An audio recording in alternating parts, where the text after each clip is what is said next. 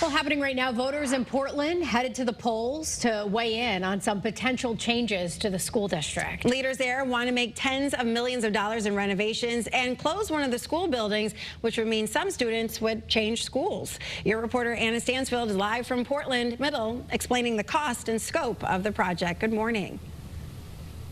Well, good morning, guys. The polls opened here just a little bit ago at 6 o'clock this morning. We're already starting to see those voters roll in again here at Portland Middle School. They have a big decision to make here today. It could be $109 million going towards those renovations here for the school district that, again, as you mentioned, could impact where some students go to school next year.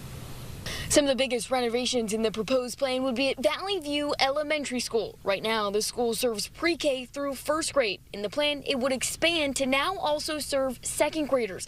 Next step would be renovations at Gildersleeve Elementary. Plans there would take the school from grades 2 through 4 to grades 3 through 5. Right now, the Brownstone Intermediate School houses 5th and 6th graders, but in this plan, the school would close and be repurposed by the town. That means 6th graders would move to the middle school, where improvements to the roof and heating and cooling systems are expected. Those renovations expected at the high school too.